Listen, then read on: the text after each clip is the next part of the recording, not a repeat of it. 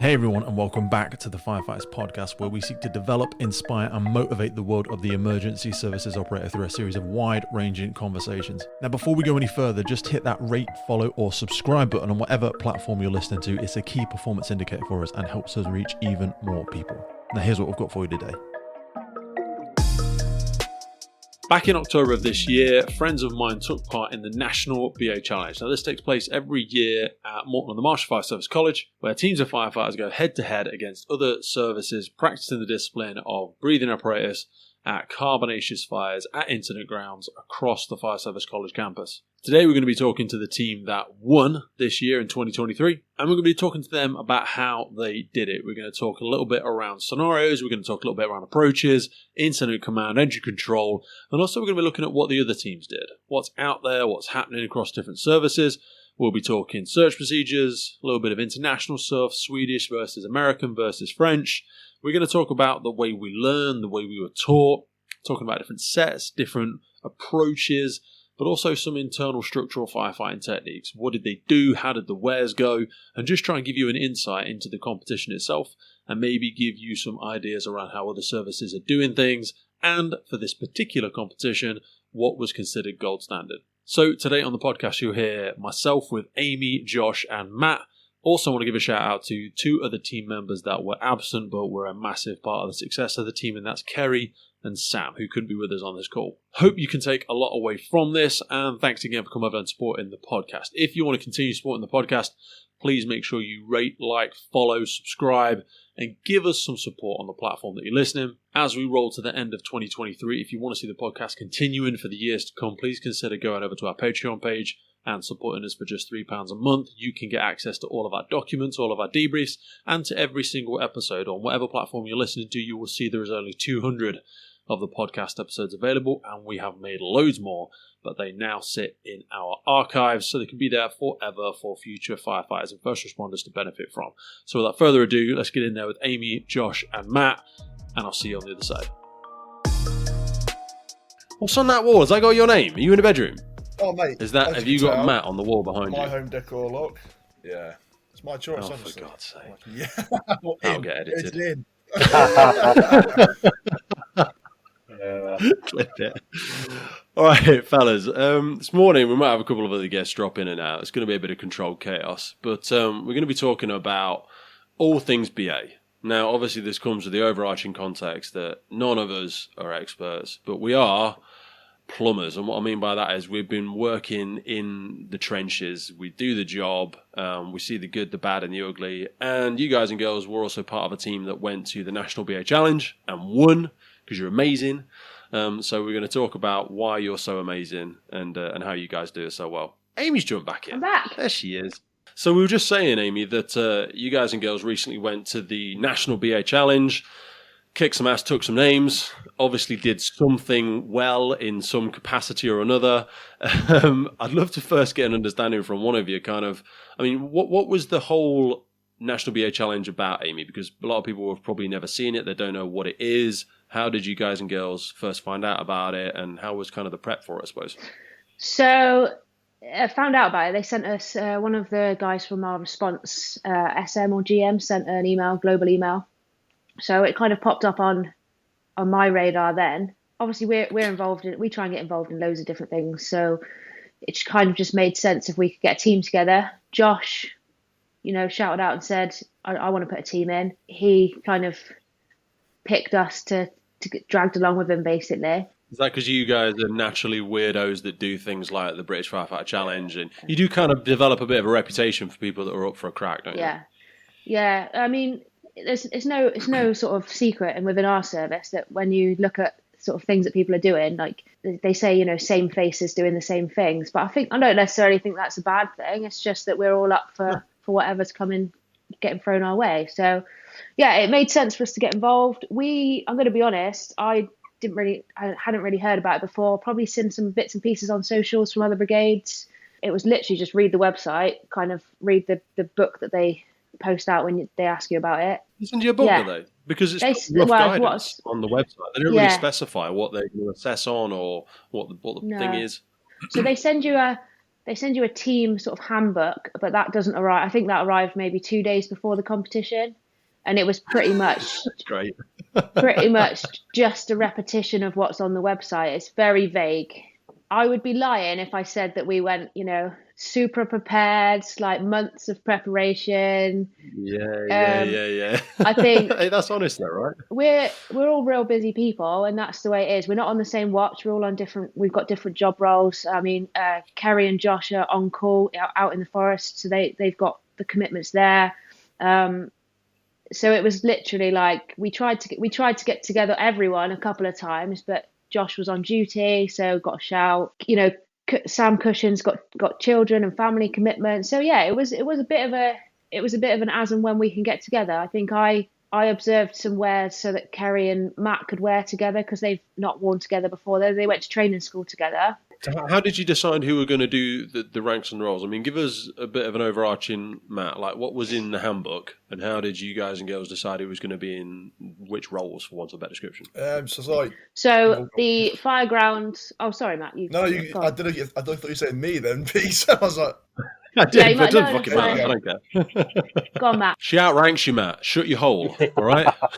You'll speak when spoken to. Matthew, you can speak now. So basically, there's 5 roles on it. So you've got incident commander, which has to be, I want to say, has to be maximum rank of a watch manager, which I could be right or wrong. ICL 1, mate. Is that what it is? That the cap to it? So it has to be an ICL 1. And then you have to have 2 areas, obviously, BA team, a backhoe, engine control officer, and then they call it fireground, which is basically like a driver, pump operator. And it's kind of like Bence is our watch manager and golden man, so he's in charge. Cush, we kind of like stringed in because we did an exercise as a brigade, and he was highly acclaimed as having the most tidy fireground and the ability to have that like. I love Cush. He's a one for standards. I love that. We were like, right, yeah, I reckon Cush would be good at this. I just wanted to wear BA because I wanted to wear BA, so we're kind of like. Because you're a knuckle-dragging moron. But I'm the same. That's all right. So. Put me towards the fire. I'll do the fire bit. And then Amy's the only one that can count, so she was backhoe.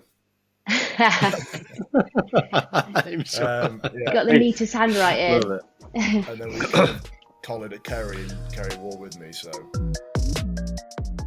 This episode of the podcast is brought to you by Gore-Tex Professional Fabrics. Now, we all know the working environment of a firefighter is filled with challenges. We face serious risks on the job, such as heat exhaustion, burns, physical and mental stress, and we frequently come into contact with high levels of toxic chemicals. Now, I have been wearing Gore-Tex for nearly 2 decades on the front line, working in hostile environments, tackling challenging incidents from firefighting to water incidents and in urban search and rescue environments. Gore-Tex have a well-earned reputation for protecting professionals in the fire and emergency services through their family of highly innovative, waterproof, breathable moisture barriers that exceeds global performance standards and are trusted worldwide. Gore-Tex, going further together. To help us understand the backhoe aspect of it, because we were speaking to Lars Axelsson. Do you know who Lars is, a Swedish fire nerd? We recorded with him a couple of weeks or months ago. I'll send you a link to him, Amy, if you've not seen him before. Yeah. Super interesting dude. Teaches on fire behaviour all over the world. And he was asking about why the UK are so in love with this entry control officer thing. They're like, why do you have a person stood outside watching gauge pressures? He says that is such a waste of a human being. And I did think, like, before we came on and recorded today, we were talking about adult education and child education and the differences in people's learning styles. But also, it made me think that people that educate themselves often have sort of a bit more of assertiveness, and we spoke about the differences. When you have an entry control officer, you do, I think, become reliant and a bit more comfortable with the fact that someone else is looking after you. Because like we have complaints, I work in the training department, that people are terrible at calculating turnaround pressures, they're terrible at doing gauge checks, managing the air and stuff like that.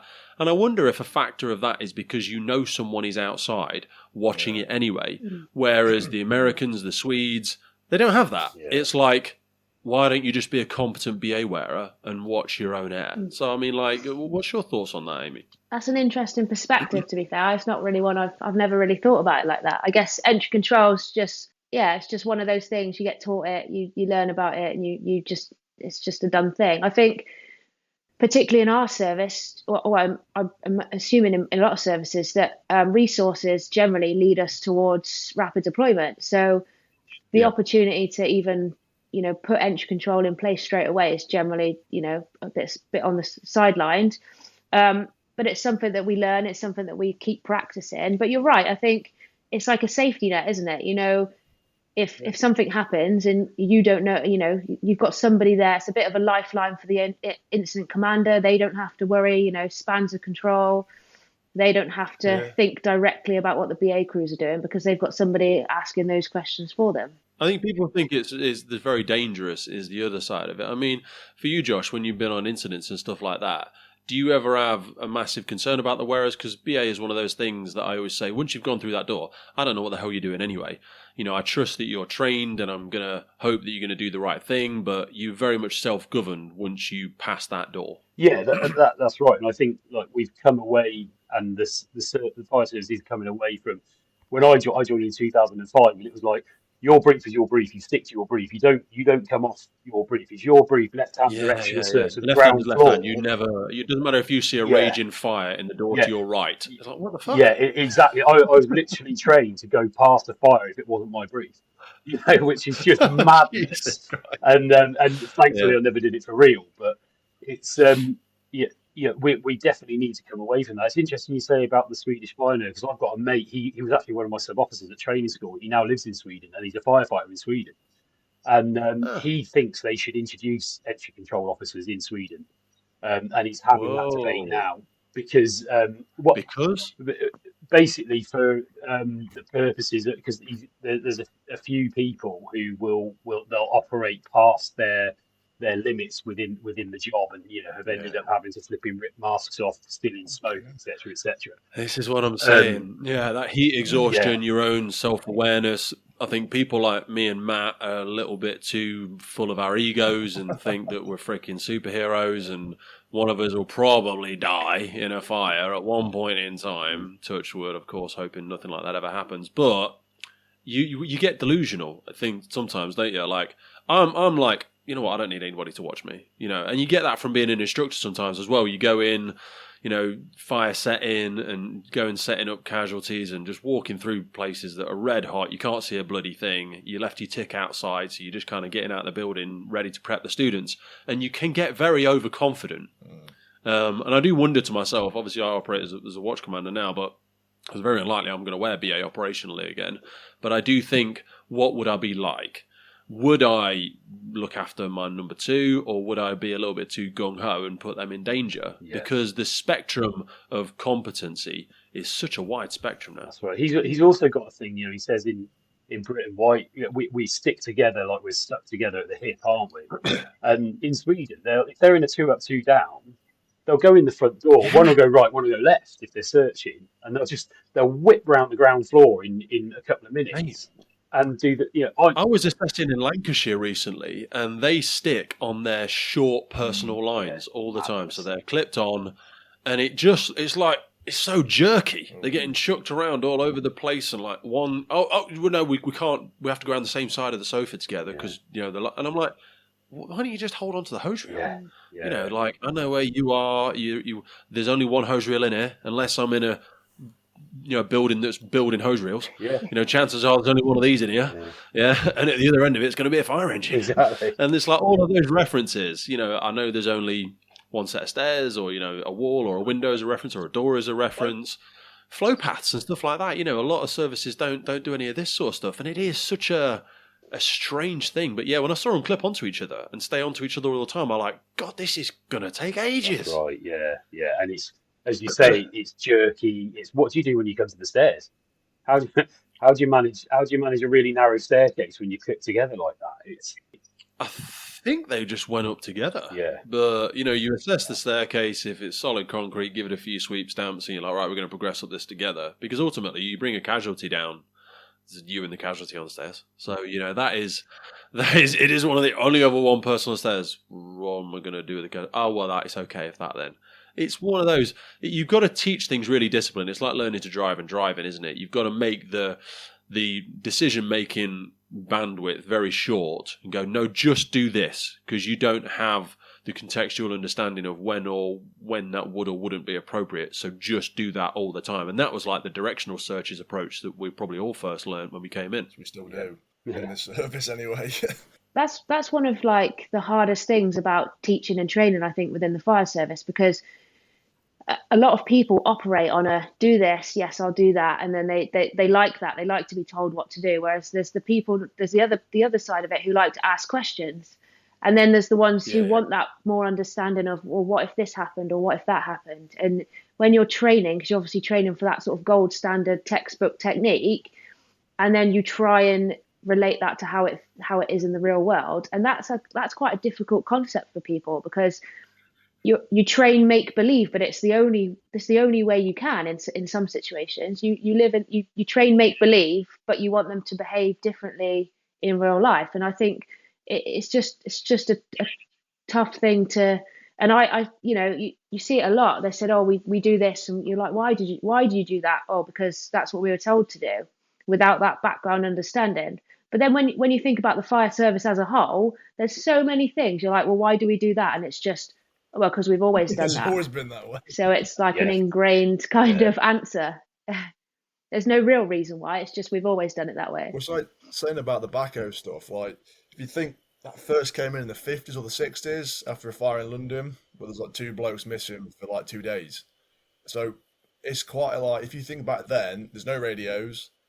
I think comms lines weren't necessarily a thing by that point. So you've got to have a means of controlling people. So it makes perfect sense. Now, 21st century, most brigades, not ours, have telemetry, which that board runs it for you. You're literally, if you're on a telemetry board, you're there to make sure that computer works. And if it doesn't work, you've got to try and instigate some manual calculations. But that massively reduces the load that backhoe's got to do.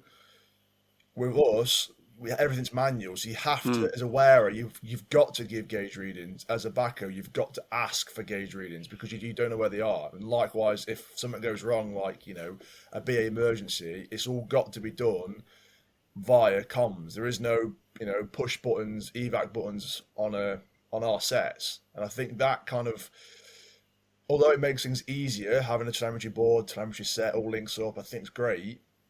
I think a lot of people, if they've only ever known that, you get accustomed to that it'll always work, and you then do less, if that makes sense. Yes. You're less skillful when it becomes to that backhoe and command and control, and knowing when to prompt for messages and when to ask for this, when to ask for that, because you've got instant gauge readings. You can tell, how hard they work. You can see all of that. It's like, well, why do I need to? And as a wearer, it's kind of easier. It's like, I've not really got to send a gauge reading now. I can just tell them on the top of the stairs because they can see my gauge reading. But then, is that then, as a wearer, you're not paying as much attention to what you're doing because the person outside can see what you're doing, if that makes sense.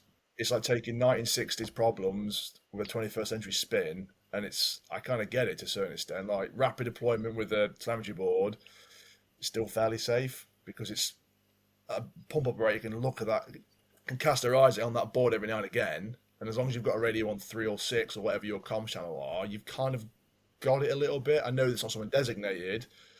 Whereas for us, we've got an old school board where there's no telemetry. Yeah. So that rapid deployment is a little bit more, in my opinion, risky. It's not massively risky. It's still a safe means of command and control, but you've got to get things manually then. So you're relying on your wearers being competent people that can go in there, relay information, and withdraw safely if they need to.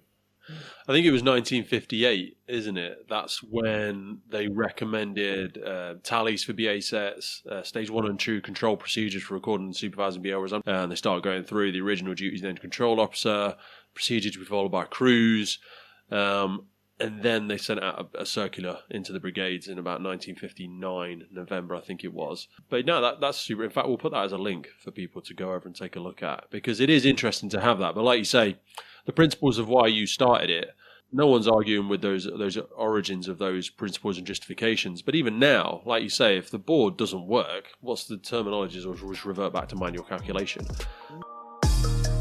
Today's podcast is powered by our partner Lifelines and their revolutionary approach to functional hydration. Just like in firefighting, water is essential for body function, but studies show more than 80% of firefighters are dehydrated. A 25-year study findings from the National Institute of Health showed poor hydration to be linked to early aging and chronic disease, and even mild dehydration results in significant negative impact outcomes including headaches, exhaustion, rapid pulse, irritability, and poor cognitive function. A study conducted by Yale University showed that participants who were just 1% dehydrated had a 12% increase in errors when performing tasks that required cognitive flexibility. In addition, dehydration is shown to worsen mood and attitude, contribute to confusion and poor decision making, and negatively affect memory and judgment. In other words, you really don't want your incident commander, firefighter, or for that matter any first responder on a critical scene to be even slightly dehydrated. Mild dehydration occurs when a person is just 1.5% dehydrated, a condition that does not even trigger the thirst response in most people. So just imagine how quickly a firefighter or any first responder can and does become dehydrated in their day-to-day duties, which is why I address my hydration first thing every day with Lifelines. Go into the notes for this episode and specifically check out Lifelines Hydro Fuel and Hydro OG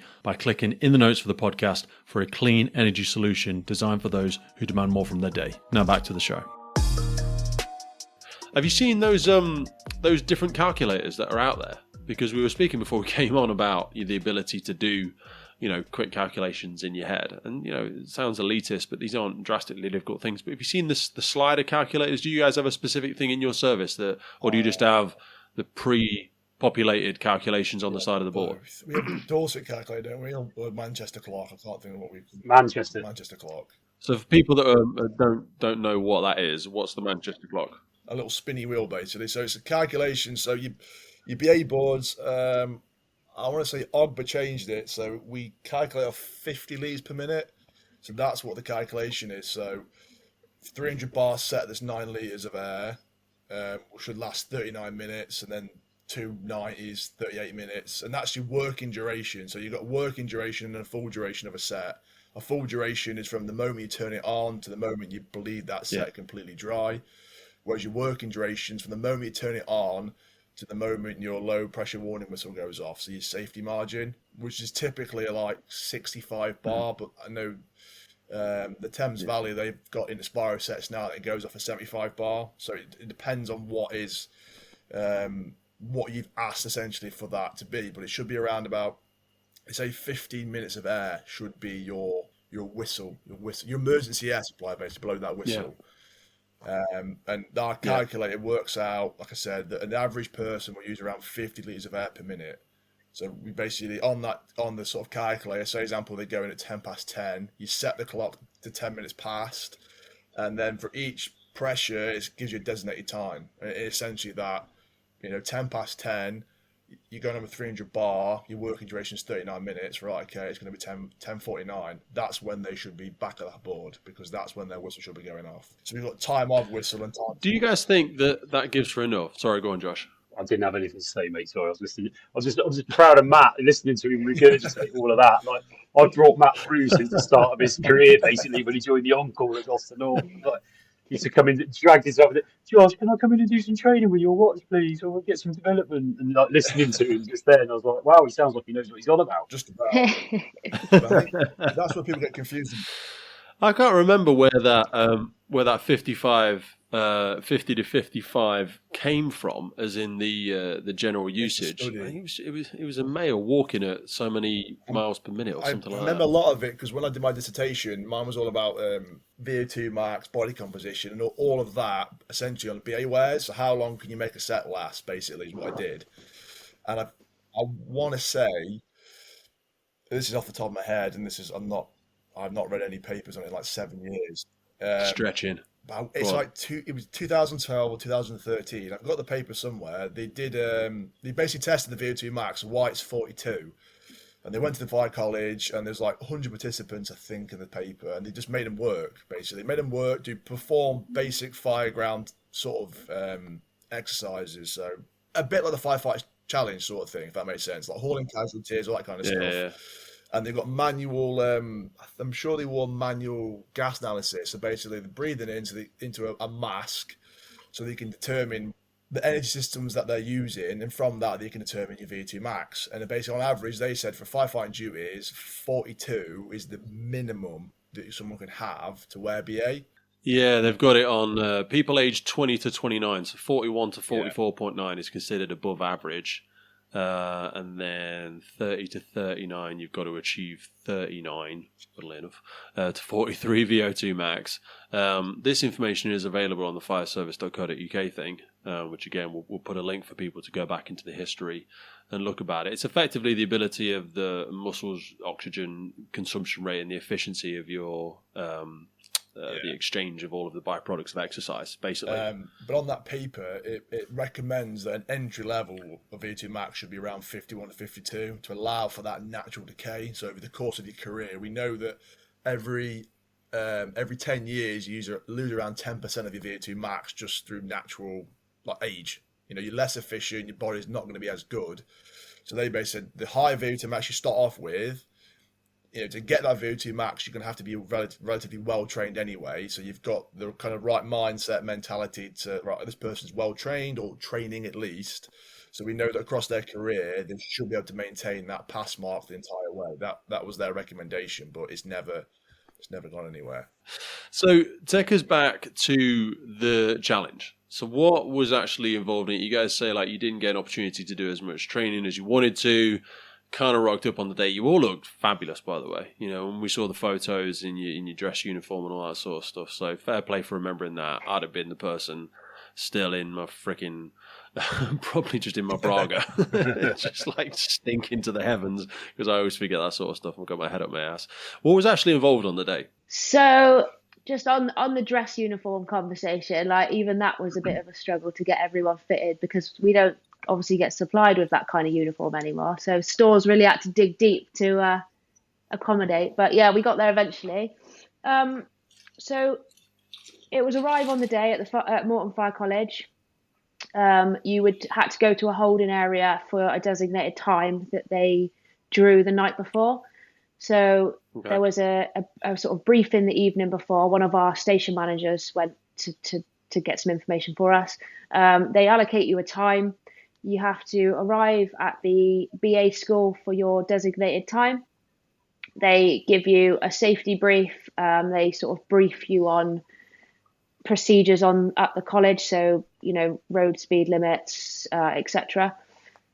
And then it's pretty much they give you your venue. So there's 3 venues that they've identified within the college grounds that they've set up to be similar or as similar as they're physically able to do. So search patterns, search distances should be the same. Locations of the fire should be near on identical, so that every crew, every team is getting an equal opportunity.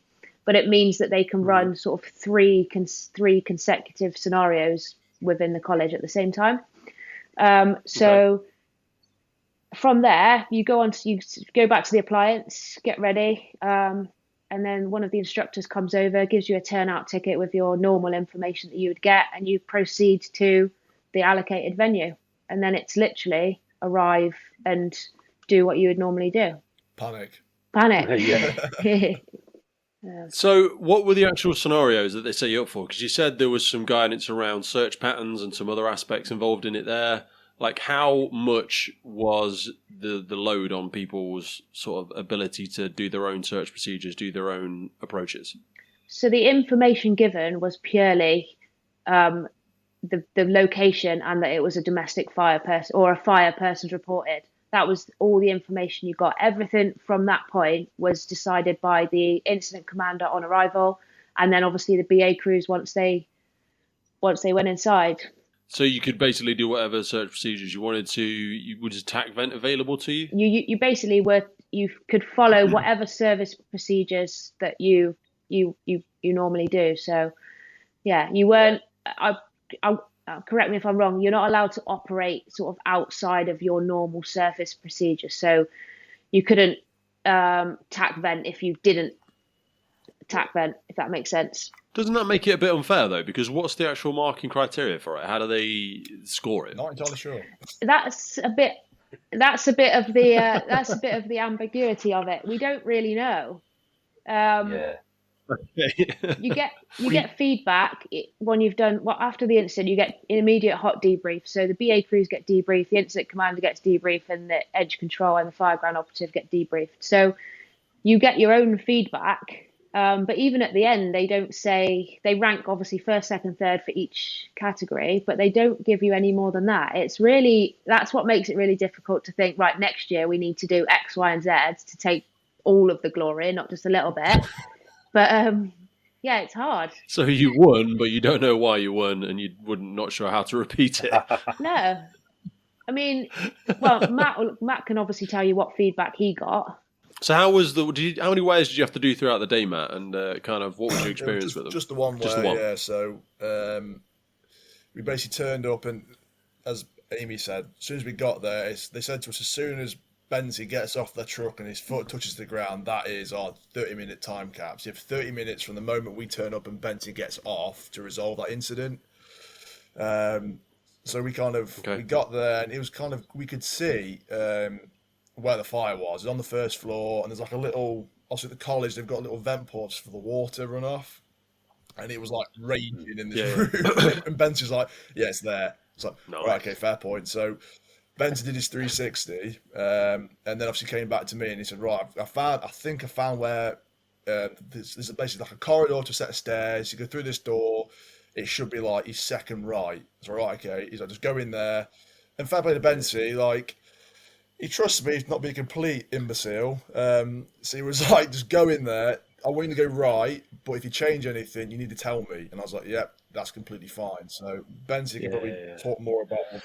So talk to us, sorry, Benzie, about that initial read. Because like we spoke about reading buildings, reading the smoke, reading wind direction, all that sort of stuff. For people that have never been to the college, these are massive, big concrete buildings. Yeah. Is it one of those, take it as you see it, so you haven't got to start being in training mode and going, ooh, what's the construction? Yeah. Is it what, it's a fucking big concrete building. It's the thing that's in front of you. It's, it is take it as you see it. They've got some guidance in the briefing pack that you get. Like there was signs all over certain doors that saying no entry out of bounds, so it's like, I can't put my team in. Yeah. We basically have one way in, one way out. The construction was as you saw it. And then it was just down to me to ask questions of my assessor. Like, I was told it's a domestic property, it's a flat. I'm like, right, so the floors above it, because it was on the first floor, the 2 floors above it, are they sleeping accommodation? Are they flats? What are they? There's like, don't worry, there's nothing to worry about with that. So they give you those steers so that you don't start they don't lead you up the garden path as such. Yeah, and then for me, it was just all about situational awareness, which is like the biggest thing with incident commanders, isn't it? And we've got these little. You've got one at your station, Amy, the little thermal image camera that I took. Yeah. Just a little. So do you guys and girls carry one on the back, and then the incident commander has a small one as well? Not at the minute, but like that's a recommendation that I've put in following the challenges because we basically got it for observing crews. We'd like each wearer to have one as well, and I know they're expensive pieces of kit, but anyway, I digress. Did you do a lap of the build? Because all the buildings up there, you can actually drive around. Did you consider doing that versus getting off and then having to walk around? Because the 360 is always a bit of a debate point when I talk to incident commanders, because what if it's a row of terrace buildings? Yeah. Well, I'm not going to try and shimmy down the side or get through number 13 to see the back of 15 or whatever.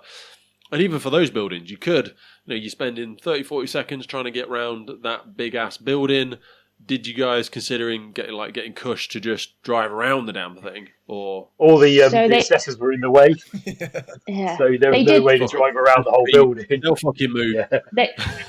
They did sort of say. I'd love that. That would be the best thing. It's like, guys, just take it as you see it, and you get super serious, and Cush just plows one of the assessors straight over. That would have been fun. Right, Index. They did kind of say at the beginning when they were briefing, they said if you, because they try and don't say you can't do a lap of it, but they say if you arrive at the incident ground and you just keep driving in circles trying to get a good idea of what's going on, they said they'll just start the clock on you. So that's fine. they kind of so they want you to make decisions. Yeah. And we were flagged down by the panicking janitor, as you get with these scenarios. So it was like we just stopped. So So you said they gave you some information. It's a domestic building, flats. You had a quick look round. Did any of the wind directional stuff come into play, or was I'm assuming it was already ventilated? Was the front door open? Front door was closed. There was the compartment was ventilated by a small window, and obviously, like Matt says, there are the drainage ports that you don't get on normal buildings. I could see this raging fire in there that was absolutely bouncing. I was jealous as fuck, really. But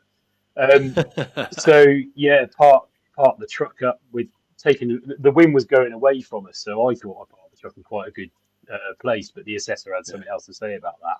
But, interesting. So you had the wind on your back? It was, as we were looking at the building, the wind was blowing right to left, and it was blowing everything a lot away from us. So I thought where we were, and sort of parked it as we looked at it, like sort of more towards the left corner of the building, and then set everything up towards the right. So I thought we weren't in the smoke as such. But it was. I don't know. They just had something to say about it. But they've got to mark you to a criteria to separate the teams, haven't they? So, like, what did they say? Just out of curiosity, and we're not going to say who the assessor was, so it doesn't matter. Like, what was their feedback? Well, you'd have to speak to Cush because it was more given to him as the fireground operative, and my incident command assessor. Steve, I bet he took it well. Yeah. He loves a bit of criticism. Well, I'll stop you there, right? Because my assessor said, I think you parked in a decent spot for deploying your hose reels and everything like that. Shortest distance. And then I think Cush's feedback was, you're quite far from the hydrant, and the smoke could have started coming towards you there. So like, all right, fair enough. Yeah, and then the building could have fallen. Yeah. Right, okay. Got struck by lightning, etc. Yeah. And what about that rocket that was coming past? You're true. Yeah, sorry. But like all told, I didn't find them too there was a little bit of stuff, wasn't there? Like Amy, they said about having some tape on your BA board for wind direction and that, and you're like, I can see it. There's trees and smoke blowing away. Little things. But they've got to have these little things to separate you in the marking criteria. So yeah. Nice little niceties. So you did your 360. You saw the entry point. Talk to me about door assessment or door entry, Matt. What's your personal thoughts, professional thoughts, things you've seen taught in the past? Because some people can make a right song and dance about it when I see them pissing about at doors for ages. So my philosophy and what I teach is door assessment, because the reason being is that it depends. Like I would say, like the 3 H's: heat, hinges, handles. So usually tick. If a door's hot, you're going to see it. Doors, even if it's a flame retardant door and a fire door, you're going to see something. And then assess from what you see. So if that door's cold, chances are there's nothing behind that door. There's no raging inferno. So let's crack the door and have a look. Don't get me wrong, smoke is fuel. Smoke will burn. You can get cold smoke explosions. I get all that, fantastic. But in most circumstances, you can open a door up and you've got more than 3 seconds to gauge what's going on. This kind of like philosophy is, right, I'm going to open the door on 3. I'm going to put a pulse above my head, and then I'm going to put a pulse inside, and then I'm going to slam the door shut. Why? What are you gaining or losing? You're not getting a chance to actually ascertain what's in that room. And it's the same thing of like, if you're going to put a short pulse immediately inside that compartment, that's going to potentially give you a temperature check of like a meter area inside that compartment. And chances are, if that fire's not fully developed, there's going to be no heat there anyway. Because if you think of like time distance shielding, the way your radiation sort of bounces out from a fire, unless it's bouncing or immediately inside the doorway, it's going to tell you nothing at all. So I have a door assessment. Have a look. Use your tick. If there's nothing in there, let's make fast progress. There's no point doing multiple rounds on a door. You're killing time. You can kill 5 minutes on a door. I know. It's frustrating. I see it with reassessments. People going, sight in the blast path, marking them down straight away. I'm like, the blast path? Really? They've done an assessment. They've seen the outside of the building. It's on the opposite side of the building on the first floor. So if it was going to do a delayed backdraft, it ain't going to happen as soon as they open that door within 3 seconds, is it? It's going to have to travel through that entire bloody building, and it just shows a lack of understanding from the instructor. But they mark them down, sat in the blast path, and you're like, the blast path? What? What's a fucking backdraft? They're watching a film. Do you know what I mean? Let's get a grip. That's what gets me, because like, if you look at your signs and symptoms of a backdraft, the first one is like history of a fire in high heat. So it's hot in there. There's going to be lots of moisture in that compartment. You're going to open the door up. It's going to be thick as a bag, under pressure, no doubt. There's going to be so many things that are obvious to you, like, oh, this doesn't seem right. You open the door up, and we talk about reading smoke. The velocity of the smoke, how fast that's moving, that tells you that's energy. So it's pumping out of there. Fucking hell, it's a raging inferno. If it's trickling out, it's probably not that bad. And if there's no smoke at all, limited smoke, it might be burning really well, so it may be ventilated elsewhere. And it's having that, we spoke about people want to be drip fed and told everything on a prescribed measure. You can't do that. The job's dynamic, a fire's dynamic. No, they want prescriptive non-negotiables. It's like, if A, then B. Well, it depends if X, Y, and Z are in there as well, and then you might want C. Do you know what I mean? It's like having the old tools in the toolbox analogy, isn't it? It's having a more holistic understanding of it. But it does make it tremendously difficult when you're trying to teach people fundamentals, and then you've all got your own ifs and buts. You've got to agree to put a stake in the ground somewhere and go, we're just going to teach A, B, and C today, just to get the fundamentals. That's what's super difficult, because you'll have someone like I used to be, who's recently been on an attack vent course, and they just want to flex their knowledge, and you're just like, just shut the fuck up. It's not an ego massage for you. We're just trying to give them some fundamentals. So give us the briefing then, Josh. So you turned up, you'd done your 360, you'd had a little look at the conditions, you'd identified an entry. Kush was getting told off and getting angry with a hydrant. What happened from there? Yeah, so Kush knocks you out. I gave the brief in front of Amy as well, because she was doing baco, so just to make sure she was in the picture. I'd had a chat with the panicking janitor, and he told me where they needed to go. So I basically just said to them, like, the fire's on the first floor. Go in that door. Yeah. I think it was down a corridor, wasn't it, Matt? And then turn right. Was the person's reported? It was at that point. When we were turned out, it wasn't a person's reported fire, it was just domestic. And then you get there and he says there's 2 people unaccounted for. So had to do all of that, make the person's reported, etc., etc. And then, do you have to send comms? Do you have to send messages? Do they mark you on that? You're talking to your assessor, basically. Verbalise to the assessor, which is like, to be fair, that's the best way to do it, isn't it? Like, rather than me messing about on a radio to someone who doesn't know our radio procedures, etc. Me panicking, like, oh, mate pumps millions. It's going like fuck. Yeah, and so I think, I can't remember what it was now, Matt. We're in the door, weren't we? Down a corridor, second door on the right, and up some stairs, something like that. Yeah, and so I told them to go in, and said there was possibly a fire on the ground floor, so I'd ID'd some smoke coming out of a door downstairs. So it was like, was there a smoke bin or something like that? Yeah, there's a little small fire on it was the third or fourth compartment on the right. Yeah, so I told them there's possibly a small fire on the ground floor, but it's the fire compartments, on the main fire compartments on the first floor. Go to that fire compartment yourself, use your thermal image camera, ID the flow path, and put the fire out. And and search and rescue at the same time. It was kind of like a deliberately, like, people want, like we're saying, like a structured, like, left-hand directional search. Firefighting, search and rescue. It's hard, because you're like, I've not been in there. You know what I mean? I've spoken to a panicked resident, and then people try and give a super structured brief. But the problem is you're relying on a competent wearer to dynamically risk assess, because they're going to have the best eyes when they get in there, and they do need some freedom to be able to self-direct. And you've not even been in there yourself. So it's almost, you've got to give a bit of a vague brief. Matt, talk to me about going above the fire and thoughts on that, because that's a provocative conversation amongst people, and then the arguments of, well, is the fire the priority, or is the casualty priority? Because when you heard, right, there is a fire on the ground floor, did that factor into your thinking? Yeah, massively. So I remember things where going above the fire is, for me, when we went in there, it was smoke. It was pretty smoke logged, but not heavily. So like, there's definitely something on the ground floor, because smoke doesn't fall down. Smoke, heat rises, smoke goes up. So it's got to be something. Yeah. Well, this is a problem though. Sorry, like, when you see people train on gas rigs, how frustrating is that? Because it's not realistic, is it? And you're like, oh, there's fire on the ground floor. Why would there be fucking smoke on the ground floor? There wouldn't be. Why would it be sat low down? And this doesn't make any sense. It's so ridiculous. It's training when scars. We train Sorry, as well, often smoke everything out on the ground floor, and then the fire's on the first floor. It's like, well, that's not. We're trying to make it difficult. Don't get me wrong, because you're trying to teach people to keep, sweep and stomp, all that. I get that, but in reality, that wouldn't be a thing. So as soon as we got in there, Ben said to me, right, go in there, do a right directional search. He said, like, there's a corridor coming up. You'll find the stairs. That's how you get up. I was like, right, okay, great.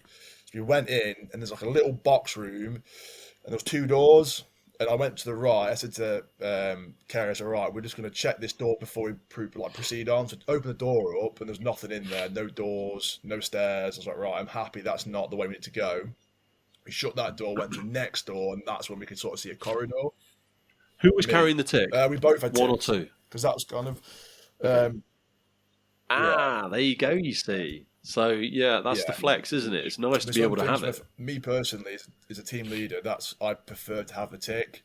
I think there's a lot of downtime, particularly if you're going, to a first or second floor. There's plenty of downtime where your number 2 is managing hose, and if you've not got a tick, you just twiddling your thumbs. And yes, you can search the vicinity of an area, but with a tick, it's like, right, you're going to get some hose. I'm going to look for a flow path. It just makes it. You can try and use your torch to identify a bit of a flow path or something like that, but I always call them tactical pauses. Gives you a moment to condor where you just take a knee, head up, have a look around. Right, is there any pinch point for the hose? Where am I going? Right, I can see something emerging top floor on the left, and I'm just verbally talking all this aloud to BA2 whilst thinking, what do you think the travel distance was looking like? It was obviously a quick, because that would have been my concern. Is the buildings there? Some of them are quite large, and it's that thing. Sometimes they set up standard drills with extended hose reels just so the crews can achieve it. But like on your assessment, you don't want to run out, do you? I pretty much used the full 60 meters in the building. We were like all the way in, and so when we went on that corridor on the ground floor, as we were progressing along, on like tick sweeping the doors, and there's a door. We found the door to the stairwell, and it was just smoke locked with no real heat. And there's another door that was like 120 degrees. And I said to Ceri, right, we have to check this room first because it's on our way out. It's our egress. I know it's a concrete building with a steel door, but we can't go past a potential seat of a fire. So check that room. There was a fire burning in there, but it's pretty much gone into decay. It was putting itself out. So we knocked that down. And as I'm doing that, Ceri's like searched to the left, found the first casualty, and then we whipped that out pretty fast. And I sent a message to Amy like, fire located, casualty located, withdrawing. And within about 30 seconds or less than that, we presented this casualty outside, and bless, all of them are like still trying to set the fire ground up. It's like, oh shit, what do we do with this? It's like, so we just boom, take it. What was the so talk for me a second about you're identifying a fire, opening up the room. Are you looking around to see if there's a vent already created? Because it's a good opportunity to talk about anti-ventilation. I mean, if that's a room that's already closed down, fires indicate it's going to put itself out. You could just hit the fire really hard, call the boundaries, close it down, and you're just going to collapse that triangle. That this is a steel door. It's not going to spread through. That's exactly what we did. So we literally opened up and just jetted it, blacked it out, and then grabbed the casualty, shut it down. There's no in that room. There was no other windows, no other doors. It was just a little sealed compartment. So it's like, right, happy days. It's going nowhere. Yeah. As we came out, knocked it, shut it down. Yeah. Limited fuel. It's not going to spread to another building. There's not, load of sofas and shit in there. It's like, but that really worries people. Like, oh no, we can't walk past the fire. I'm like, look, close it down. Yeah. It's in decay anyway. You're just going to make it worse for the fire by just hitting it with all of that water, all that oxygen, all that sort of heat thief. There's no oxygen. You've just taken a lot of the heat out, close the door down, and it's going to suffocate itself. But people struggle with that aspect of it. So how heavy were the casualties? Ceri carried all of them. Ceri dragged him. I think they're like... That's Ceri. Did you have a chance to handle any of them outside, Amy? And what's your kind of thoughts? Because you do a lot of competing. You're super fit. You're probably one of the rare, with respect, females in the services. Because there's a big conversation that always frustrates me around the weight of casualties. I didn't get an opportunity to handle them outside, to be fair. One of the sort of criteria for the entry control was that you kind of you were almost stuck to your entry control point. But I just had to watch Kush running around like a blue ass fly, to Bless be fair. him. He loved it. Yeah, he did. You could tell. So yeah, well, in general, like we've got casualties on our stations that we train with that were obviously 30 or 50, which is 50 is the standard. 55 is the best one that we can use for our firefighter fitness challenges. But we overweight that for when we do the Cheshire Challenge, when we train for the British. So we have to sort of like pack it with weighted vests and things like that. But even then, you're only taking it up to like 60, 65 kilos, aren't you? Which is not even 10 stone. I think that dummy to me, because I ended up dragging that first one from the door, because like Matt said, it flew out the door at us. Like they hadn't been in it. Been in like 1 minute, 2 minutes, and there's a casualty just appears at the door. I'm like, good skills, guys. But so Kush was running. I think he was running out of covering jet or in the hydrant. So I was like, well, we can't leave casualty there. So I went and dragged it. Which have got a little bit of a bollocking for from the assessor. He's like, you're incident commander, you shouldn't really get involved in that. And then I sort of said, well, I'm not going to leave him there. He goes, no, yeah, fair one, for real, you wouldn't, would you? So, exactly. Yeah, anyway. Unless you're going to have a second pump rolling up straight behind me, what was the reason we came here? Well, we came here to stop fire spread and save a casualty. Exactly. Well, casualty sat there. Exactly. So I'm a trained first responder. I'm going to carry out first aid if I need to. Yeah. I've run drills for up and coming incident commanders, and one of the first things I'll do is I'll leave our training building. I'll leave a dummy half in, half out of the door with smoke coming out of it around the back, an external door, and they'll walk past it. And then they'll go around the front and they'll go to a member of their crew, go get the dummy that's hanging out. You're like, why wouldn't you just drag them out at least and shut the door? Like, so anyway, that it felt like a 60 to me, that dummy. It felt like it was heavier. It wasn't a 30. It was definitely, but like you're saying about that, we're just not training realistically. What's the average weight? It's like 85 kilos of a person in Britain. Yeah, it's about 12, 13 stone of an average UK resident. So we're nowhere with the near. greatest respect, we've got an expanding waistline. Everyone's getting much poorer health conditions, and the people that get stuck in fires tend to be old or overweight or unfit, unhealthy people whose life is in decay. They're struggling. So why are we training with 10 stone casualties? Yeah, exactly. It's just ridiculous. I think you're setting people up to fail. Yeah, you really are, and people get a false idea of their own abilities and exactly how long they can make a set last. I had a crew. I put 4 dummies in the training building the other day. They rescued all 4, and I said to them after, "There's no way you're doing that for real.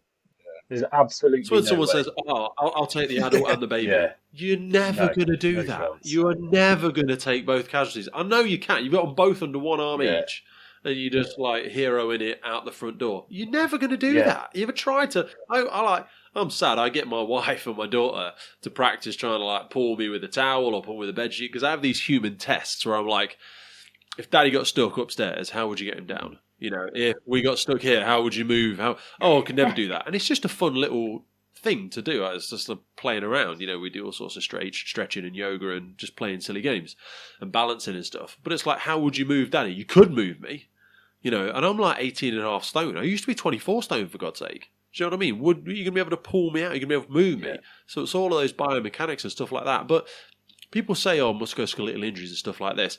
Look, there's casualty handling straps. We do manual handling training. For God's sake. You know what I mean? Why?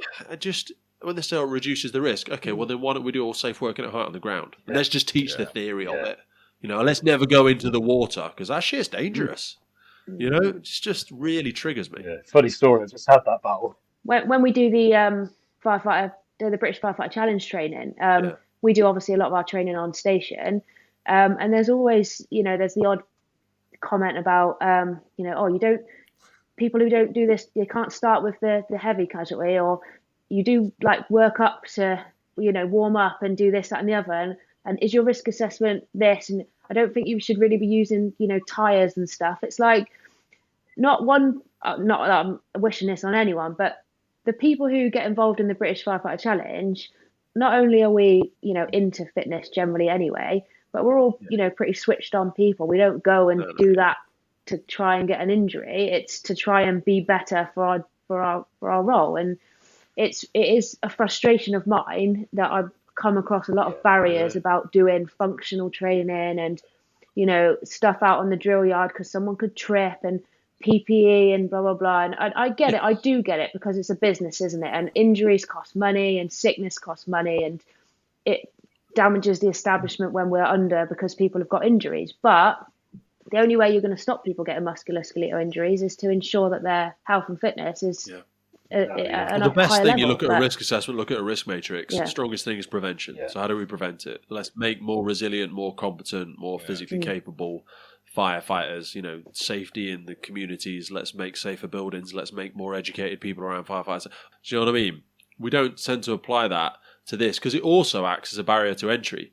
There's a big elitism stuff. That's why I love people like yourself, Amy, not to make it about the sex game or anything like that, but people like yourself are a real idols for women trying to get into the services, because it takes away the analogy of meatheads like me or Matt just thinking, oh, they're big, strong, white male firefighters. Only those people can do it. And of course, they would talk about dragging heavier casualties. Well, Amy can do it.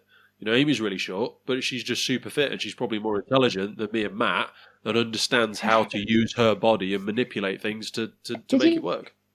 You are short. You're shorter than me and Matt. Wow. Yeah. How So tall are are you? most Sorry. people. Yeah. So when anybody says a bit, that means they're On a short. good day. It's like when your kid says, I'm 3.5. You're like, so you're 3 then? You're not 3.5. That's, but no, sorry. I digressed. Josh, take us back to the incident ground. Yeah. So with first casualties come out, did they ask you to rebrief, or do you just chuck Matt back in, or do they even consult that? No, you just went straight back in on your brief, didn't you, Matt? Self-deployed. You just can't stop him. Doesn't care. He's not stopped listening by that point, hasn't he? They'd only been in there a couple of minutes, so I know they'd not gone up to that first floor. So I'm just like, right, get back in there and put the fire out. Interestingly, that was feedback that was feedback that I got, and I talked about this with the crew after. So my feedback was when they came out with that first casualty, but even though they came out in about 3 seconds flat, their expectation, or there was marking points available for, did I get the crew back to entry control? Did I make visual contact with them? Did I have a conversation about their welfare? Did you get the location of that casualty? Did you know they'd come across the fire? Well, okay, I agree with you, but then you get into tick box realms, aren't you? And it's like we said, they've got to have marking criteria points available to separate the teams, but it is that for me is a little bit like, why they've been in there 2 minutes. I know I had a quick chat at the door. I know they're good. Crack on. Was there any opposition towards you going towards the door, Josh? Because I always get told off for poking my head in front doors when I'm at jobs. None at all. They were quite. I remember when I joined. I remember being on the first floor, and it was like the bedroom was involved, and me and a BA wearer, and my watch manager crawled up behind me. The dude was in his late 50s. He's just there. He's nice and low. Right, fellas, when you get in there, and I'm like, the fuck are you doing genuinely, here? And he's coughing and spluttering. And it's just a whole different world back there. Genuinely happened to me as well on the third floor of a townhouse, and me and my mate wearing BA, and I can hear, it's coming over your heads, fellas, it's coming over your heads, and there's my sub officer.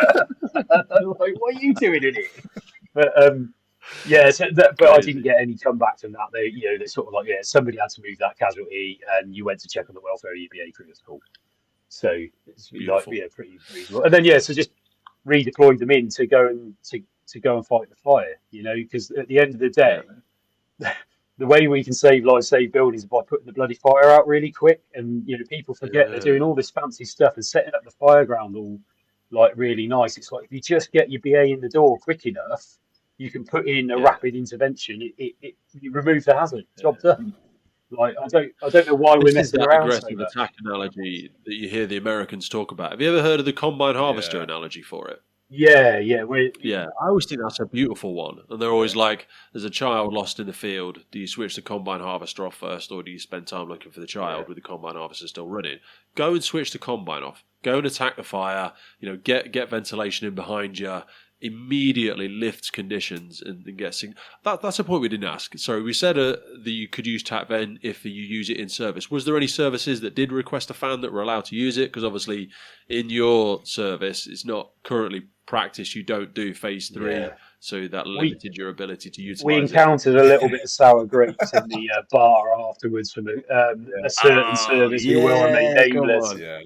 I had to rebrief the one fella because he did say that Matt and Ceri only won best BA because Kerry's a female. So he and I had that's just a dickhead. Yeah, he and I had quite a frank discussion at the bar about that. I rebriefed him and then put that to bed, because then he came back to me. He's like, "You're not going to make a complaint." I was like, "No, I'm not, but you're a dickhead." Yeah. Like and there's no room in the fire service anymore for it. Let's face it. Like and that man, he is what HMIC are on about with regard to cultural problems. Yeah. White male thinks he's the dog's bollocks and that anybody's females shit, etc. Yeah, and they were quite butthurt for want of a better word, because they were like, well, we do phase 3 and we do what we do. We use the fan aggressively and we do all of this, and like what you guys are post fire, so you didn't use any of those tactics. Why should you have won? It's like, because our BA crew. So they did use phase 3. If their service does it, they can do it. If that makes sense. That should have been a massive advantage, because it can speed up your ability to make progress. It's obviously the conditions are better. It's not as hot. The visibility's higher. But obviously they must have messed up some of the stuff. Well, the one thing I said to him, I was like, so you did all of that. You got your fan in and stuff. He's like, yeah. I said, did you put both fires out? He went, there's 2 fires. I was like, yeah, there are 2 fires in all the scenarios, mate. Like, did you rescue both casualties? No, we only rescued one. That's probably why you didn't win then, mate. Yeah. So talk to us about that second commitment, Matt. So you went back in. I'm assuming you'd sorted out on the left, so went straight to the right. You'd already recognised where the stairs were. We fast tracked straight back. So at that point, because the door was it's like a bilateral flow path, we kind of closed the door a little bit behind us, but obviously that smoke still escaping from the compartment, so it kind of cleared quite well, so we could see. Enough with a torch, we could see the ground pretty well. So I said to Ceri, like, look, I'm happy to make fast progress. The floor's clear. We've gone this route. Let's just go along this corridor. The door's there. So we fast-tracked along the corridor like a follow. So Ceri just took behind me. We just went straight. Found that door to the stairs. Ticked up the stairs. No signs of heat, but loads of smoke logging. You could tell, like, on that landing on the first floor, it was just banked down. So I started making progress up, put some pulses up, and water was dropping back down. So I'm thinking, right, it's not too hot. As I was going up the stairs, Ceri managed to locate the utility isolation. So on Benson's brief, he said, the bloke's told me in the stairwell, that's where the utilities are. So we found that and did that and let Bacco know. Good girl, well remembered. Easy stuff to forget, that is, when you're just trying to shoot through. She's got to manage the hose. She's got to the bottom. She's probably took a knee while you're on your way up. Having the cognitive horsepower to be able to pause and go, shit, right, I can see it. I remember what's meant. Ceri Large is a banging firefighter. Yeah. I've worked at some whole time and on call. I've worked here on call with her since the start of her career. And from like day one, I'm like, she's a firefighter. She's a firefighter. She just needs experience.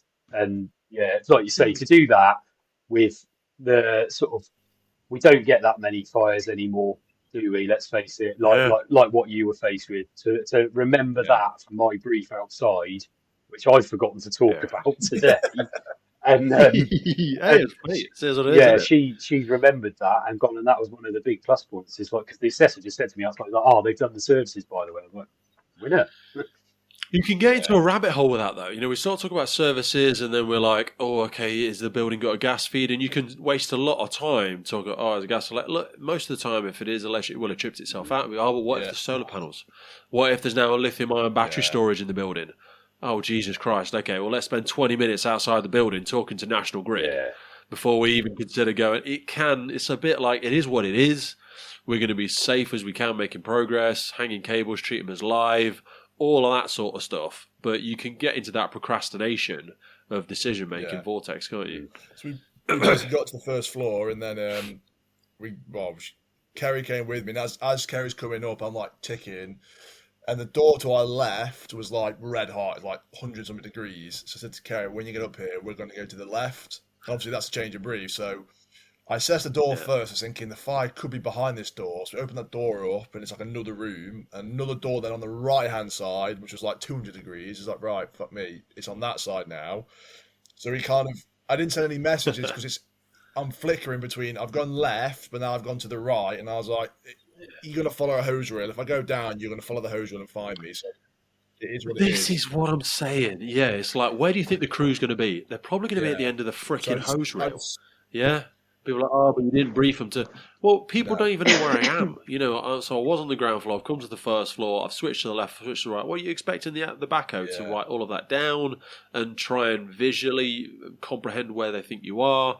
You can spend a hell of a lot of time messing about on radio messages at that point. A radio message to backhoe saying gauge readings on the first floor, and that I'd located signs of heat, and then we just went in and literally left. Then right, and when we got to the fire door compartment, we did that door assessment and I banged the jet in and my pulse in, and straight away it's like gassing off. It's like, shit, it's hot in here. So we shut it down again and we're like, right, okay, Spicy. On 3, we'll go in and we'll commit. So did the door procedure, went in, and I'm like on the left hand side, and I'm like at this point crawling because the neutral plane was quite low, and the moisture, we literally went in there and boof, like I couldn't see shit, and like back of the hands. Still can't see anything. It's ready. So at this point, like Ceri's like behind me, we're on like a follow, going along the wall. So I'm like blapping jets. I'm blapping some pulses up, trying to knock it all back. It's gassing off, and there's more and more moisture. So the first like 10 seconds, I kid you not, I was fucking crawling. I couldn't see anything. I'm like hands on the left hand wall. I'm just like trying to swipe. Just trying to see what's going on. yeah, that's the point. And then even if you try and bring the tick up, the tick is just all glazed over as well, and you're like, too much. I can't and that's the see thing. shit. You kind of came on. Yeah. Well, so in your mind, as number 2, then is Ceri checking with the tick as well? Are you expecting her to be looking around for casualties, and also on hose management? Do you guys coil up a few loops and carry in with you, or do you navigate and pull more in at pinch points? How do you tend to go about that? Like the looping things, I think looping goes well when you can see. If you can't see, you might as well just.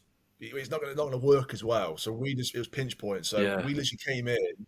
No. People say I loop it and then I drop one loop as I go. I never get that. Never works for me because I drop the wrong loop and then I'm just tying the hose reel on bloody knots. It's so tough. That's what we did. So literally, as you've gone in, because we've gone on the left hand side because that's the wall. Because as I looked in the room, you could tell the flow path was coming from left to right. So it's the left hand side, but behind essentially it's behind another wall. If that makes sense. You kind of went in and the room went 90 degrees, then 90 again. So we could tell, and I said, right, you check to the right as we go in. So Ceri checked to the right and then come back to me as I'm like crawling along. And I kept trying to get the tick up to look for another flow path, but it was hitting low sensitivity mode because of the heat. And then it's just like, right, it's whiting out. So thankfully, as we pushed on, you could then start to see the glow of the fire because we're low enough. It's like, right, okay, there it is. So I started firefighting, and as I'm doing that, the neutral plane obviously starts to lift because we're putting some water in, and as we're applying that water, it's contracting the gases, so it's lifting up, and that's when it's lifted, and me and Ceri are both, or Ceri first, like there's a casualty right there. She spotted it, and she's like, right, I was like, right, grab it, and just get yourself out, follow the hose out. And like Bensi was saying, Ceri's a very competent person, so me saying, grab it and follow the hose out, she was like, yeah, bosh, so grabbed hold of it, out she went, and as she's retreating back along the hose, I'm still firefighting because it's, to be fair, it was fucking raging because no one had put that fire out all day, so it just been building and building and building, just keep loading that crib. So our first attack, I pretty much cooled most of the compartment, made a little attack on the fire, but just it wasn't going out. I was thinking, fucking hell, this reel is not going to put it out at this rate. So then once Ceri said, I'm out of that fire compartment, I'm in the first room, the second room on the left. Right, okay. So I then withdrew back. We shut it all down, brought the first casualty out, and then we basically recommitted. And when we went in there, we got all the way back up, fast track to the top, and then same thing again. Got down, hands and knees, crawled around because it was still hot, and then we started firefighting. And it did take probably a good minute and a half to actually put the fire out. And it's one of them things where I don't know if you're still teaching the whole painting and all that kind of stuff, but that shit's not going to work. I mean, you're not applying enough water and enough volume, enough flow rate to put it out. So it was literally at that point, it's a jet on, just banging at the fire. Well, people talk about painting because they're on about if you hit it with a straight jet, you're going to bounce the fire and it's going to spread the fire to other parts of the room. I don't buy any of that shit. If there's that much of a raging fire going on in the room, all of that radiated heat has already affected everything in the rest of the room. It's probably already hit flashover. It's a fully developed fire. So why not hit? Because then people argue, well, then you're going to turn all that straight into steam, and all of that heat layer is going to come down on top of you. But if you've got the door open behind you, you've got that bidirectional flow path. So there is a way for that pressure to escape out of that room. Did you consider looking for a vent? Did you consider trying to find a window? So with that point, like people, what makes you laugh is when we kind of teach like the CFBT stuff, it's in a container that's like 10 meters by 2 meters. So you're going to apply any water to a steel surface, it's hot anyway, so you're going to get more steam than you would in a domestic building. But it's all about, for me, it's the volume of anything. The volume of a room matters. If you're in a fucking shoebox and you apply lots of water, it's going to be pretty hot. If you're in a massive warehouse, or we're in like a massive, the rooms are like 10 by 10, fucking huge, with a small seat of fire. That steam's not going to have a very direct effect on you unless you're quite close. And depending on, there's so many, like firefighting, it depends. And for us at that point in time, I said to Ceri, I said, look, we're going to have to grin and bear this for a minute. It's hot anyway. It's red hot because the entire compartment has been raging all day and no one's put it out. So you've just got, the active pushback, that thermal pushback is going to get us either way. So we're going to grin and bear it. And to Ceri... What did they let you wear underneath your fire kit? We're just uniform, basically. We don't have any burgers or nothing like that, but I wear skins. You didn't have anybody and turn it up and everyone threw on some Braga and a second flash hit or anything like that to try and game it? I'd wear like a thermal, a moisture wicking barrier, which is what I wear when I teach, just because it helps keep me cool. But when we're in there, it's like, Ceri, on the second wear, so we pretty much put the fire out when we're like from distance, and I said to Ceri, right, okay, let's find a vent and let's do some hydraulic ventilation. Let's try and get some heat out of the compartment. And bless her, she must have been behind me. She's all right, okay, so just follow the wall. So she gets up, and obviously I must be the fucking meat shield, because she's like, oh, it's quite hot in here, actually. And she's like walking along the wall, and she gets to the window, and she's like, cracks the window open. She's like, fuck, it's quite hot in here. And I was like, yeah. And she come back to me, and she's like, I think you're shielding me for like that. And I was like, yeah, I'm fucking red hot. So, and then... we got that window in the compartment, and then I started hydraulic ventilating. So just putting a long pulse, well, not long pulse, a wide angle jet through that window. Cone. And initially, just like a 20, 30 degree style cone, depending on the size of the window, and just allow it to draw. Where we were, it wasn't a very big window, and we kind of ran out of hose, which is the one thing we got on our feedback is we had about 2-3 meters of hose left in the landing. Our assistant said, "Oh, if you pulled that in, we could have like pretty much got on top of the fire," because I was having to like indirect firefight at one point. Like it was awkward, but we did it.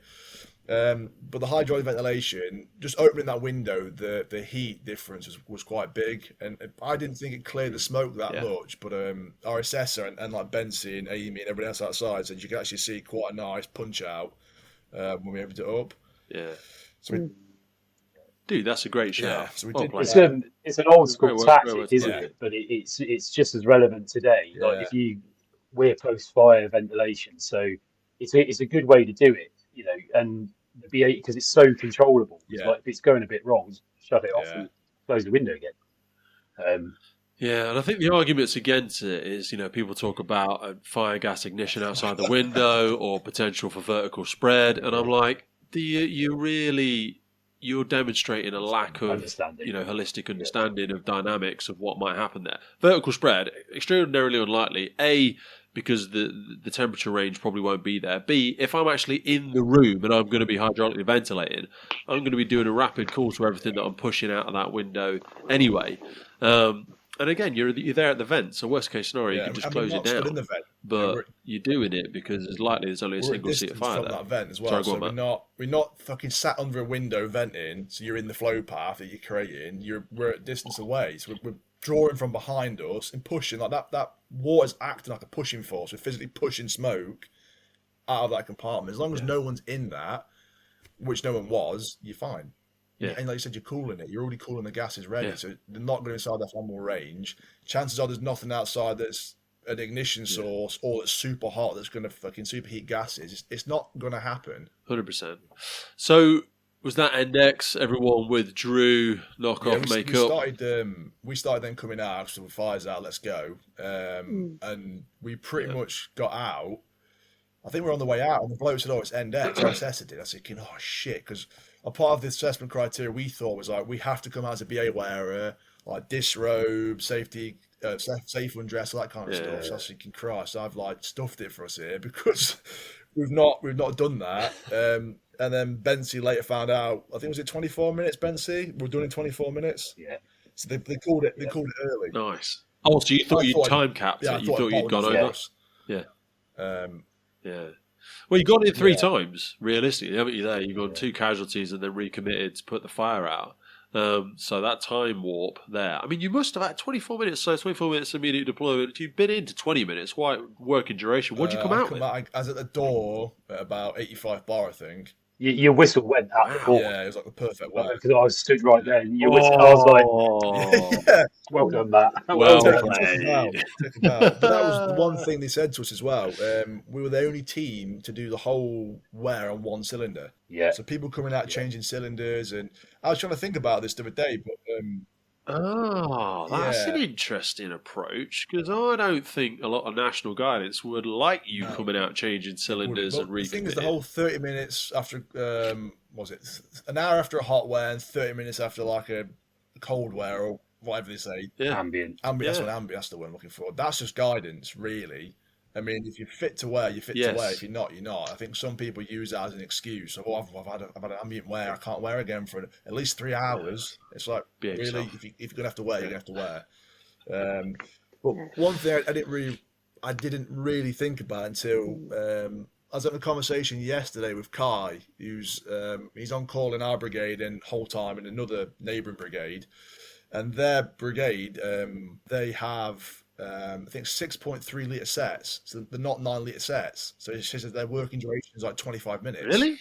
So thinking, oh shit, right, if they've all got 25-minute sets, maybe that's why they're so surprised. But our sets are 9 litres, so I don't know. I have not seen the new them. MSA sets. They're 6.8s. The ones that LFB and the West Mids are getting, they're like working durations of 30 minutes, I think 32 minutes. But they've done loads of voodoo science, and they've basically said that the reduction in weight, I think it's like 6-7 kilos reduction in weight, that allows you to be more efficient. You're carrying less weight, you can go for longer, if that makes sense.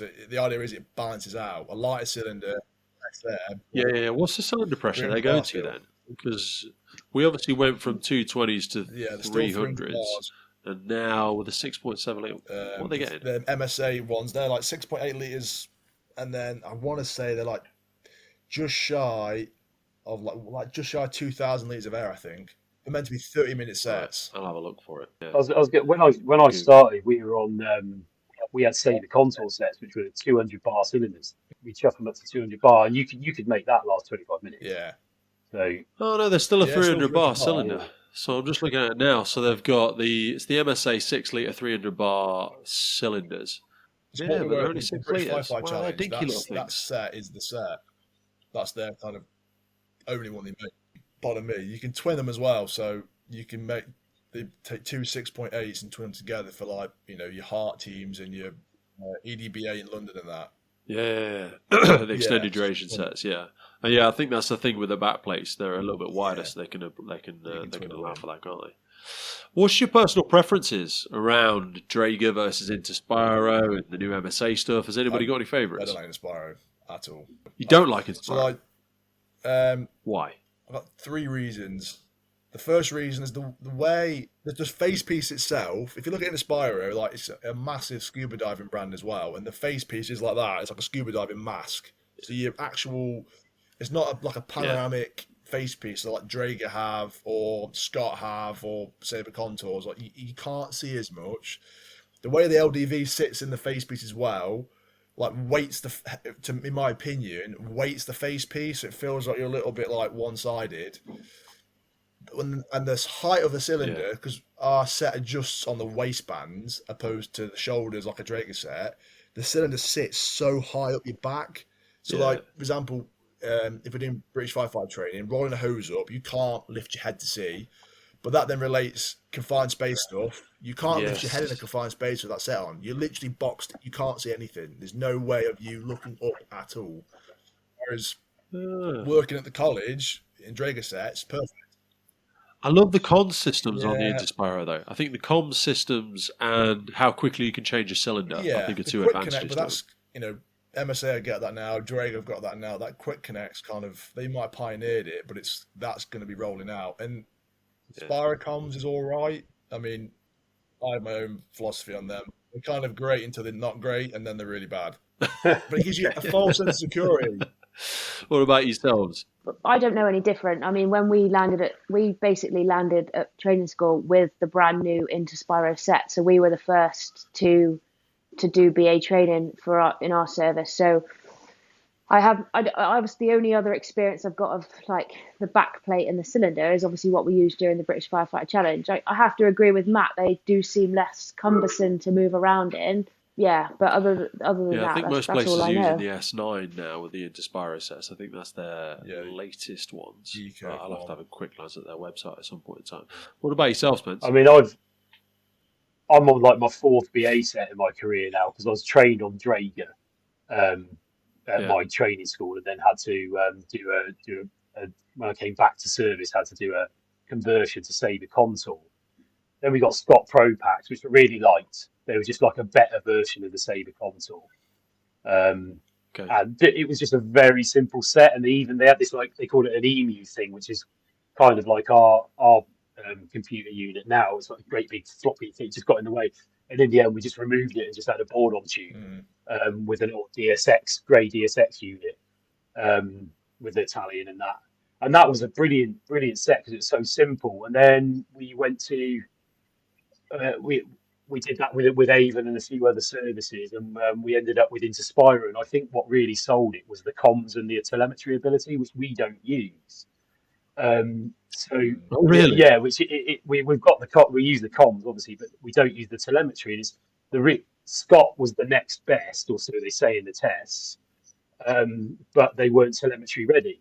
So they said, "Oh, we're not going to buy them because they're not telemetry ready," and then we've never got the telemetry for Interspiro. So it was like, and then like the ambient air hatch as well, which has caused no end of near misses in our service.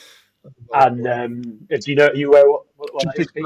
Sorry, no, for people that are unfamiliar with it. So our version of the Interspiro set, the Incurve, you can get it with this ambient air hatch, which you basically, to come off of air, you can open it and then you'll just breathe in the air that surrounds you, and then to go under air, you click a valve and it closes, and then you're breathing from the cylinder. So it's probably one of those things where like the good idea fairy visited Interspiro and said, like, I've got a good idea, and waved their magic wand, and they came up with this thing. But the problem with it is like we've had people going past entry control with it still open and walking into a smoke-filled environment, and then quickly realise, oh shit. Yeah, I can see both sides of it, because I quite like the ability for you to manage your own air. I mean, that's what part of me likes the American stuff, where they can choose when to put their cylinder on, they can choose when to take their masks off, and like the quick release LDVs on Draeger and stuff like that. I can and do just sometimes just clip them on and off if I'm just trying to do something. But then people get super concerned, like, oh no, you've disconnected your ODV, you got to do a whole new general check and stuff like that. And then it just, stuff you do as an instructor is very different to stuff you'd ever do as a BA, where you're just doing whatever the hell you want most of the time just to get the course to run well. As an incident commander, I quite liked it when we first got it, because I could, like, if I'm going to run off, do my 360, talk to someone, whoever, I could just say to my guys, like, get masked up, get everything on ready, and I'll come back and brief them, and then they just closed their ambient air hatch and away they went. As long as they remembered to do that was the problem. And we still keep getting people not closing the thing, then going and getting a lung full of fire gases, and it's because they're using it inappropriately. So I kind of prefer if it was just off the set, and then it was, remove the problem, and that's that done. But as a set, I don't mind it. I just find like there's little things with it. Like, I agree with Matt about the mask. I think that was a step backwards. Like the Scott Pro Pack masks, you had real good vision. They were kind of like the sort of like more fishbowl-y type things. But it's, for me, at the end of the day, you put it on your back, you put the mask on your face, you turn air on, you breathe air from it, and it works as a set. So I think probably look towards Draeger and MSA in the future as a service, maybe. But it does the job. It's all right. Well, London getting the MSA was a massive, big sales and onboarding. I know they're going through that distribution process now. MSA make a quick attachment face piece. Have you seen them before? The French and the Swedish have it as well. I'll show you it, Pete. But basically, on the MSA headpieces, where even on the old style ones, we used to have your whole little push down for your goggles and that, and your visor. There's little clippy bits on the side of it, and that's designed for the MSA face piece to literally clip in, and you go. There's no spider harness, anything like that. So basically, Oh yes, I have seen them. It's like the fastest thing possible. Yes. Get your brief, great. Clip, go. It's fantastic. I would love to have that as a set. Our issue is that 100% guarantee. We can't have that. Or won't be able to have that because what happens if you go with a confined space or a collapsed structure and you've got to take your helmet off to fit through a gap? You can't do that with that face piece because it's the face piece is obviously attached to the helmet, so you can't take your helmet off to get to that small gap. It's the G1 full face mask. Yeah, I'm just looking at it now. The MSA G1 is a full face mask designed, used with an M1 self-contained breathing apparatus. Extremely compact, lightweight mask. Blah blah blah blah blah. Yeah, you just clip them straight over, and then away you go. Well. They're so really nice. I follow the Danish as well, and they literally wear their flash hoods ready, and they have it kind of does it at the front. They have a flash hood where the French just have a normal flash hood, so they put the flash hood on and then clip in, and the Danish have one where you kind of like our chin straps, our neck piece on our tunics. They basically seal themselves up. If that makes sense, but it's so much quicker. And so when they deploy him, because they don't have a backhoe, they can just turn up and just clip. Off you go. Instant go. Yeah. That's nice. Again, it's reliant on they wear their masks over the top of their flashes as well, don't they? I think a lot of services do that, and I know the Americans do it as well, which makes a lot of sense for me in ways, because the edge of that flash hood is when we're talking about the neck being the second most absorbent area for contaminants, and everything that's hitting you in the face is being caught around the edge. On your flash hood, on your fire hood, and that's the bit that then people pull straight over, stick around their necks. Whereas I feel like when you're just having that on and you stick your face mask straight over the top of it, and I think that's why is it the French or the French or the Swedish, or maybe both, allow for a lot of facial hair as well, because they're like, well, this whole creating a seal bollocks is ridiculous because it's positive pressure anyway. Look, a lot of the French, they kind of have more mustaches than the Spaniards and Portuguese in that, but. Yeah, the things with flash hoods is that you can buy particular blocking flash hoods now. They're 99% effective, like Stead Air. I've got some for when I instruct, and they're great. You come away, you don't smell of smoke. And like you said, there's some stat for every degree increase in your surface temperature, your absorption rate increases by 400%. So your neck, that's why Hodgkin's and non-Hodgkin lymphoma is quite common in firefighters, because of where your lymph nodes are in your throat anyway, or in your neck. And that's getting smashed by whatever other crap's coming at you. And likewise, they say the weak points are like your neck, your cuffs, and then your zipper sections. Because typically, I don't know about yours, but the kit we have is just Velcro and a button push on our trousers, whereas they should be zipped. Yeah. They should be zipped and double layered, which is how it should be. So the particular fire hoods, is there a particular brand that you recommend? Because I know Gore-Tex do one, there's a buff neckwear that do one. Mine's Cobra, I think. I bought it from. It's a company. It's an American company, but the British one or the European's based out of Lancashire. I bought it from Fire Ladders UK. I can't think of the brand now. It's called Cobra. But I looked at loads of them do one. I think Flame Pro have got one. MSA look like they've got one as well now.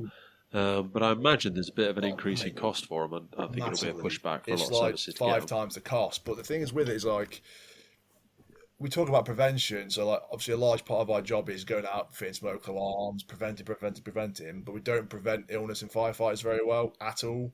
Yes, the cost implications 5 times as much. However, long-term effects, if a firefighter gets cancer, the implication of that on the service is that you're going to pay someone's sickness, and it's a work-based injury, so it's not going to be 6 months, it could be a year, 2 years, 3 years. Then the implication of that on the NHS, which is in terms of local governance, is more expensive. And then the most obvious moral thing is that person's ill, they're sick, they're potentially shortening their lifespan. There's things we could have done in place to prevent that from happening. We might not have, we might not get rid of it completely, but right, here's a particularly blocking flash hood, here's a particularly blocking pair of pants, top, whatever, fill in the blank. That's minimising their risk. And we do risk assessments for everything, but that's the one area because of cost. And I get it, I can understand it, but that is a really easy thing that we can resolve, we can fix, and we're not. I don't know if any fire service does that. I know our instructors, they were giving some freebies for like particulate blocking flash hoods and that, but then they're freebies. Yeah, that's the problem, is it? I might have a chat with a couple of them, see if we can start doing some giveaways and start trying to encourage people to start wearing them. Because shouldn't be having to buy. There's a huge argument. Shouldn't be having to buy our own PPE. So should no, like top level PPE. No, we should. Like I said, my mate in Sweden, they've got local buying power, and if there's something better out there, each firefighter's got up to like $1,000, and they can just like go out and buy it, write an equipment note for it, and a risk assessment, and then they can trial it, and if it's any good, the service will buy it. Yeah. So they've done that. They've got particulate blocking flashes. And my old man was 22 years in the job. He died at 42 of cancer. Yeah. And you do wonder. Yeah. I can remember him coming home stinking of smoke. Because it was a bit of an honour badge back in the day. There was still smoke eating as well, even in the 90s. Some people, when I joined, they weren't wearing BA on car fires. And like you just think, you wonder how different that outcome could have been if they were already on this and looking after welfare and stuff like that. And like we've got a duty to do it to people. Yeah. We've got a duty to the people that we work with. But my guys get a bit, because with car fires and that, I want them to put them out from distance, almost like a controlled burn. Because like, what the hell are we saving? Have you ever put out a car fire where the vehicle's like been able to go back on the road? I haven't. So why are we sticking our heads in the footwell with jetting it and stuff like that, like getting all contaminated? Then we've got to go back off the run as well. Yeah. Because we've got no spare PPE. Like, what are we doing? And I always I'd say about my old man, I was like, he was 42 years old, 2 years older than I am now, and he died of cancer. Like that as well. And you think it's just, it's not worth the risk, and we need to look after firefighters better. Yeah. We definitely go on my soapbox. 100% preaching. It's true. No, mate, I think you're totally right. You'd probably be worth known, Pete, for your instructing stuff. A company called Enduro. They make different garments, like they make our RTC gloves, but they're the first company to go to market with a particulate blocking tracksuit, basically, like your Bragas. It's that, but better. Oh yeah, did we see them at the emergency service? I spoke to them there. I took their contact number, but mate, it's spenny. It's expensive, but the thing is with it is, I was talking to Zoe about it, and Zoe was like, "You're buying it," because I think it's like their lowest range things, like maybe 300, 400 quid, and their kind of packages, like you get the tracksuit, which is 99% particulate blocking. There's a flash hood. There's like little gloves and little booties, so you're pretty much completely sealed in particulate blocking kit. And I think it's one of them things where every instructor should be thinking about buying that. As a firefighter as well, like it'd be great, but the reality of it is that we don't really have time to get changed into something like that. But if you know you are going to be exposed to that, if you're instructing and you didn't see PTI or whatever, you're around carbonaceous burns, it's almost, in my mind, it should be a given that you're going to get that to protect you, because it's all being well. Doing 30 years, like so many firefighters in my previous brigade, they get to like 30 years, retire, and then a year later they've got a terminal illness. It's like you've survived 30 years to live a year with your pension. And it's like that's kind of the upfront cost. And like Ben said, we shouldn't be having to pay for ourselves. However, we're in a time and a place where like it's not an affordable thing for most services to do. And that's where I'm kind of a little bit like even fire gloves. Like you can get machine washable fire gloves. The cheaper than typically what we buy from our contracted services, but we don't buy them because we're not allowed to wear our own PPE. And rightly so. You've got to have some quality control. However, it reaches a point where it's like, well, if I'm going to get sick, I'm going to get ill, no one's really looking after me then. Yeah. By the NHS. So Yeah. I have a very different. I'm like with Benzie's mate's opinion. If you can go out there and find it and know it's safe, and you've got the EN numbers and it's actual fire kit, then why not? It is a frustrating, difficult conversation to have with your stores, and I have this a lot of the time because I get sent a load of stuff through the podcast as torches and fire gloves and special Gucci boots and all this sort of crap, and barely ever allowed to wear any of it in service, and I often get pulled up by my station managers when I show up in the training department wearing something that shouldn't be. And again, it's nothing to show off, and you're trying to encourage people and you try and get other samples for other people, but unless you're going to get the service on board with it, it does start to become elitist. But you have to walk that fine line between that healthy selfishness of, look, you've got to look after number one. You've got to look after yourself first and foremost. And then what we're doing now, you're trying to share that information, you're trying to encourage other people, but you've got to step up and make a plan for yourself, really. But no, Enduro Protect is the company. I'm just looking at it again now. 99%, and they've got the full base layer protection. It's still effective, 99% effective even after 100 washes. Comes to the EN ISO 14116, so it adheres to everything. They've got the flash hood, they've got the booties, they've got the gloves. Super Gucci stuff. I'll make a commitment now that I'm going to reach out to them, and we should have them on for a podcast because that'd be a good conversation.